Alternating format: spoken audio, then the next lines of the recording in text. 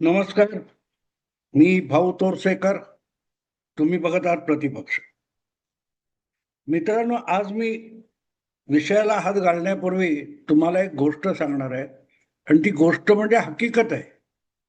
जवळजवळ 60 वर्षापूर्वीची असं समजायला हरकत नाही. मी अगदी 9-10 वर्षाचा असेल तेव्हाची गोष्ट आहे. आज 70 वर्ष त्याला उलटून गेलेत. गेले 2-3 दिवस मी बातम्यांमध्ये एक निर्लज्जपणाचा कळस अशी शब्दावली वारंवार ऐकली. आणि ती अर्थात त्या भाजपचे मुंबई अध्यक्ष अमित साटम यांच्याविषयीची आहे. पण तो विषय मी स्वतंत्रपणे मांडणार आहे. आज मी निर्लज्जपणा कशाला म्हणतात एवढ्यापुरताच माझा विषय मर्यादित असेल. आणि त्याच्याशी संबंधित असलेली ही गोष्ट म्हणजे माझ्या आयुष्यातली घटना आहे. लालबागच्या चाळीमध्ये आम्ही लहानाचे मोठे झालो. आसपास सगळे कष्टकरी, गिरण्यांमध्ये काम करणारे, दुकानांमध्ये काम करणारे, कारखान्यांमध्ये काम करणारे. एखादा कोणतरी अपवाद असायचा की जो पांढर पेशा म्हणता येईल असं अधिकारी किंवा क्लार्क म्हणून काम करणारा. बाकी आमच्या भोवतालचे 80-90% लोक हे काबाड कष्ट करणारे होते. माझे वडील कंपाऊंडर होते एका डॉक्टरकडे. आणि त्यावेळेला आम्ही 4-5 पोरांनी मिळून, 6 असतील, आपल्याला खाऊ म्हणून मिळणाऱ्या पैशातून एक 15 ऑगस्टचा दिवस साजरा करायचा ठरवला. अगदी लहान मुलं होतो. 2 रुपयामध्ये लाऊडस्पीकर मिळायचा 12 तास. तर तो लाऊडस्पीकर मागवलेला, झेंडा आणलेला. पण ते निव्वळ राष्ट्रप्रेम वगैरे असं काही नव्हतं, प्रामाणिकपणे सांगतो. तर आमच्या लालबागच्या सुदामभवन चाळीमध्ये खाली 2 गाळ्यामध्ये एक दुकान होतं, जय जयराम कृष्णहरी. आजही मला वाटते ते दुकान आहे. त्याचे जे प्रमुख मालक होते, शेठ होते बाबूलाल शेठ. आणि दुसरे महापालिकेमध्ये नोकरी करणारे मुकुंद निमकर, जे पुढे नाट्य क्षेत्रामध्ये निर्माते, सूत्रधार वगैरे झाले. अशा दोघांशी आमचा एक सौदा झाला होता पोरांचा, की त्यांनी 25-25 रुपये आम्हाला डोनेशन द्यायचं. आणि त्यातून मिळणाऱ्या 50 रुपयातून क्रिकेटची बॅट, स्टंप, टेनिसचे 6 बॉल वगैरे असं सगळं खरेदी करायचं आणि आपण क्रिकेटची टीम बनवायची, असा मूळ प्लॅन होता. आणि त्यासाठी मग 15 ऑगस्ट किंवा स्वातंत्र्य दिनाचा सोहळा साजरा करायचा हा आमचा हेतू होता. ज्याला आजकाल स्पॉन्सर म्हणतात. ते आमचे स्पॉन्सर होते त्या काळातले. आणि तो आमच्या चाळीच्या गच्चीमध्ये झेंडावंदन आणि 4 खुर्च्या होत्या, त्याच्यावर पाहुणे वगैरे बसलेले होते. चाळीतली मंडळी, मुलं, पालक वगैरे मोठ्या संख्येने हजर होते. गंमत अशी झाली, तो काळ होता ना, तो दारूबंदीचा काळ होता. आणि दारूबंदी असताना सुद्धा चोरटी बेकायदा दारू विकणारे गुत्ते होते. त्याच्यावर पोलिसांच्या धाडी पडायच्या, हप्तेखोरी चालायची, सगळं चालायचं. पण राजरोसपणे दारूची, बेकायदा गावठी दारूची विक्री व्हायची. आणि तो धंदा करणारा हा आपोआपच त्या परिसरातला दादा गुंड असायचा, ज्याची मार खायची तयारी असायची. आणि आसपासच्या लोकांवर दहशत माजून कोणी तक्रार करणार नाही एवढा दबदबा असलेला माणूस. तर असा एक माणूस, त्याला शेठही म्हटलं जायचं, असा एक शेठ आमच्या चाळीच्या मागच्या बाजूला होता. आणि तो अचानक त्या सोहळ्यामध्ये गच्चीवर आला आणि येऊन खुर्चीवर बसला. आता मला सांगा की तो जर त्या भागात दादा असेल, दबदबा असेल त्याचा, तर आम्हा पोरांची तर त्याला चालता म्हणायची हिंमत नव्हती. तो आमंत्रित नव्हता, निमंत्रित नव्हता, पण आला आणि बसला. पाहुणे जे होते किंवा आमचे पालक वगैरे होते, त्यांच्यातही एवढी धमक नव्हती की त्याला तू कसा आला, चालता हो असं म्हणायची हिंमत नव्हती. पण तो आला आणि बसला, आम्ही काय बोलणार. गंमत अशी होती की इथपर्यंतही प्रॉब्लेम नव्हता. ठीक आहे, आलाय, तोही एक बेकायदा असलं तरी चाळीचा रहिवासी आहे. पुढे असं झालं की तो समारंभ झाला, एक 2-2 मिनिटाची, 5 मिनिटाची भाषणं झाली त्यांची, पाहुण्यांची, आणि त्यांनी आम्हाला 25-25 रुपये दिले. आमचे हात आभाळाला टेकले होते. 20, 25, 30 रुपयामध्ये क्रिकेटचं सगळं साहित्य मिळणार होतं आणि डोनेशन किंवा प्रायोजकता आलेली होती 50 रुपयाची. म्हणजे 2-2 बॅटी घेता येणार होत्या. अर्धा डझनऐवजी 6 टेनिसचे चेंडूच्या ऐवजी 12 चेंडू. या आनंदात आम्ही होतो. अशा वेळेला या गुत्तेवाल्या दादाने एक रकमी 50 रुपयाची देणगी दिली. आमचे तर हात आभाळाला भिडले पोरांचे. 100 रुपये. अरे 100 रुपयाची नोट बघणं ज्या पोरांच्या नशिबी नव्हतं, अशा 4-5 पोरांच्या हाती एकदम 100 रुपये आले होते. झालं, समारंभ वगैरे संपला, सगळे लोक पांगले. आणि त्यानंतर आमच्यापैकी 3 मुलांच्या घरी बॉम्बस्फोट झाले. बॉम्बस्फोट याचा अर्थ आमच्या पालकांनी आम्हाला बडवलं.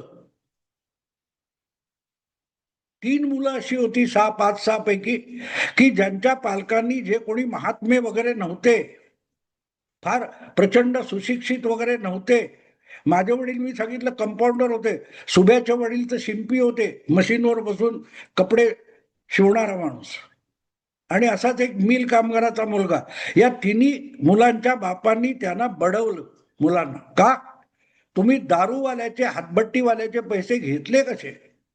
आता घेतले तर यांच्याच समोर घेतले होते, पण तेव्हा यांचीही धमक नव्हती त्या हातभट्टीवाल्याला अडवायची. पण तो सगळा राग आमच्यावर काढला. आणि मग हे 3 बाप एकत्र आलेले, उरलेल्या बापांना गोळा करण्यात आलं आणि म्हणाले, पोरांनी असले पैसे घेता कामा नाहीत. यावर सगळ्या बापांचं, पालकांचं एकमत झालं की अशा हातभट्टीच्या पैशातून आपल्या पोरांनी क्रिकेट वगैरे खेळता कामा नये, कुठलाही खेळ करता कामा नये, कसलाही संघ, टीम बनवता कामा नये. पण आता गंमत अशी की मांजराच्या गळ्यात घंटा कोणी बांधायची? आम्हाला त्याही काळात दारूभट्टीचे पैसे म्हणजे काय एवढी अक्कल नव्हती. पैसे म्हणजे पैसे. पण ह्या, ज्याला अनपढ आज म्हणता येईल, कसा बसा संसाराचा गाडा हाकणाऱ्या पालकांना त्याचं भान होतं. आणि त्यांनी आमचे कान पकडले होते, थोबाडलं होतं, आणि सगळ्यांनी मिळून ठरवलं, सगळ्या पालकांनी एकत्र जाऊन त्या गुत्तेवाल्याला त्याचे 50 रुपये परत देऊन टाकायचे, नाही घ्यायचे ते पैसे. आणि झालं ते. पुढे काय झालं नाही. पण हे उदाहरण मी का देतोय? शुद्धता, पावित्र्याच्या गप्पा आज सगळीकडे आपण ऐकत असतो, सतत ऐकत असतो. भ्रष्टाचार माजलेला आहे, निर्लज्जपणाचा कळस झालेला आहे, हे शब्द तर आपण किती ऐकतोय. हे गेल्या 8-10 दिवसामध्ये त्या मुंबईत पुढे पाणी तुंबून काहीतरी 2-3 घटना घडल्या, तर निर्लज्जपणाचा कळस का? तर तो अमित साटम काहीतरी हसला, त्याला निर्लज्जपणाचा कळस म्हणायचा असेल, तर मग त्याच कालखंडामध्ये मुंबई तक नावाच्या आजतक या मीडिया हाऊसच्या मराठी विभागाने बैठक नावाचा एक कार्यक्रम आयोजित केला होता.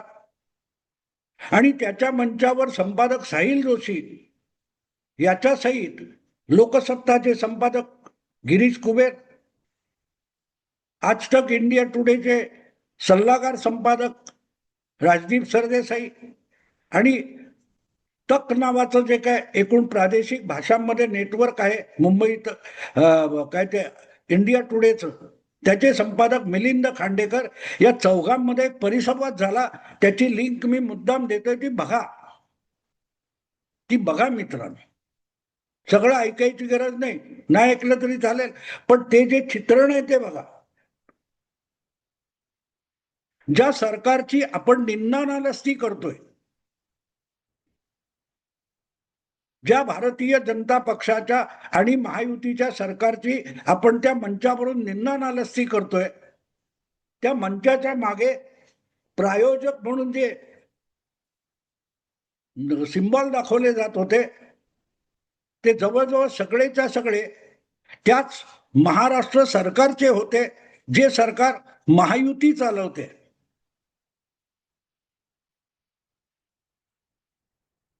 मला सांगा, निर्लज्जपणाचा कळस म्हणजे आणखीन काय असतो? आमच्या त्या कष्टकरी अनपढ अडाणी पालकांनी सुद्धा दारूभट्टीचे पैसे मुलांच्या खेळामध्ये येता कामा नयेत म्हणून आम्हाला कानफाटलं होतं.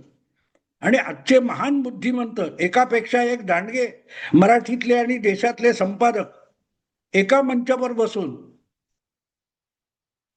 ज्या भ्रष्टाचार किंवा गैरकारभारावर चर्चा करतायत, त्यांच्या त्या मंचाला, त्या कार्यक्रमाला आणि त्या चर्चेला प्रायोजक कोण होतं? तेच सरकार. त्याच सरकारकडून आणलेले पैसे जणू काय सरकारने आपल्या भ्रष्टाचाराची निंदा करण्यासाठी यांना स्पॉन्सर केले होते. निर्लज्जपणा कशाला म्हणतात हो? निर्लज्जपणा कशाला म्हणतात? आणि हे एकापेक्षा एक बुद्धिमंत संपादक होते. आणि म्हणून मी सांगतोय, ती लिंक खाली देतोय, ती लिंक मुद्दाम बघा, ऐका असं मी म्हणत नाही, पण बघा. त्या मंचावर मागे जी कंपन्यांची, संस्थांची, उपक्रमांची सरकारी नावं दिसतात, ती सगळी महाराष्ट्र सरकारचे उपक्रम आहेत, ज्याच्यामध्ये कसा कसा भ्रष्टाचार होतो आणि तो निवडणुकीत वळवला जातो. मतदार आणि आमदार कसे विकतले घेतले जातात, याच्यावर आपण रडगाणं गातोय. आणि त्या पैशाचाच काही टाकलेला एक तुकडा सगळंच आपण ही चर्चा करतोय. एवढी सुद्धा लाज शरम नसलेली ही प्रतिष्ठित माणसं. नारायण सुर्वेंची एक कविता आठवते मला 50 वर्षापूर्वीची. बेअब्रूज फार झाली अब्रुदारांच्या जगात. हे अब्रुदार आहेत, हे 4 संपादक हे अब्रुदार आहेत, प्रतिष्ठित आहेत आजच्या समाजामध्ये. असे जेव्हा अब्रुदार तुमच्या समाजामध्ये प्रतिष्ठित असतात, तेव्हा निर्लज्जपणा म्हणजेच अब्रू झाली किंवा प्रतिष्ठा झाली तर नवल कसं मान, हे आमच्या अडाणी आईबापांना कळत नव्हतं. आणि म्हणून त्यांनी एका हातभट्टीवाल्याकडून पैसे घेतले म्हणून आम्हाला 70 वर्षापूर्वी थोबाडलं होतं. बुद्धिमंत नव्हते ना बिचारे. बुद्धिमंत असते तर त्यांनी असे पैसे घेणं सुद्धा